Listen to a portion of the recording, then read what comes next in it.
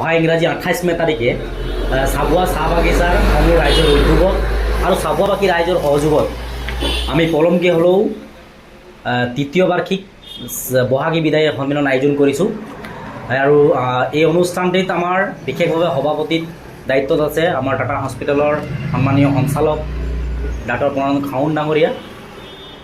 এই বহাগী বিদায় সন্মিলনখন আমি যিহেতু প্ৰত্যেক বছৰ আয়োজন কৰোঁ, যদিও আমাৰ এই বছৰ পলম হ'ল, আমি পলমকৈ হ'লেও এইবাৰ অহা 28 মে তাৰিখে চাবুৱা চাহ বাগিচাৰ ৰাজহুৱা কৰম ভৱন প্ৰেক্ষাগৃহত এই বহাগী বিদায় সন্মিলনটো আয়োজন কৰিছোঁ। আৰু এই অনুষ্ঠানটিত আমাৰ বিভিন্ন ধৰণৰ কাৰ্যসূচী লোৱা হৈছে, যেনে আমাৰ মৌ কুঁৱৰী প্ৰতিযোগিতা, বোৱাৰী বিহু প্ৰতিযোগিতা, ঝুমুৰ নৃত্য প্ৰতিযোগিতা, হুঁচৰি প্ৰতিযোগিতা, বিহুৱতী প্ৰতিযোগিতা, এই প্ৰতিযোগিতা আয়োজন কৰা হৈছে। লগতে এই অনুষ্ঠানটিৰ লগত সংগতি ৰাখি আমি বিশেষভাৱে সাংস্কৃতিক সন্ধিয়াৰ কাৰণে আমি অসমৰ জনপ্ৰিয় কণ্ঠশিল্পী আমি জ্যোতিকা বৰুৱাক নিমন্ত্ৰণ জনাইছোঁ। গতিকে আমি চাবুৱাবাসী ৰাইজৰ সহযোগিতা আমি কামনা কৰিছোঁ। লগতে এই বহাগ বিহু এই বহাগ বিদায় সন্মিলন যাতে আমি সফলভাৱে ৰূপায়ণ কৰিব পাৰিম, তাৰ কাৰণে আমি চাবুৱা চাহ বাগিচাৰ সমূহ ৰাইজ লগতে চাবুৱাবাসী ৰাইজৰ সহযোগিতা কামনা কৰিছোঁ।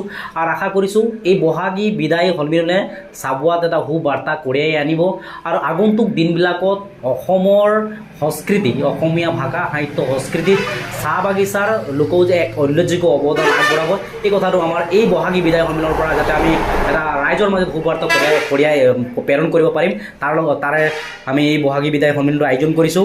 আৰু বিশেষভাৱে আমি আপোনালোকক জনাব বিচাৰিছোঁ, আমি আন এটা পদক্ষেপ লৈছোঁ যে আমি পতাকা উত্তোলন কাৰ্যসূচী হোৱাৰ লগে লগে আমি প্ৰায় 100জনী নাচনীক একেলগত আমি প্ৰদৰ্শনীমূলকভাৱে আমি বিহু নচোৱাৰ এটা পৰিকল্পনা ইতিমধ্যে আমি হাতত লৈছোঁ। গতিকে সকলো ৰাইজৰ আমি এই অনুষ্ঠান যাতে আমি সফলভাৱে ৰূপায়ণ কৰিব পাৰিম, সকলো ৰাইজৰ আমি স্বতঃস্ফূৰ্তভাৱে সহায় সহযোগিতা আমি কামনা কৰিছোঁ। ধন্যবাদ।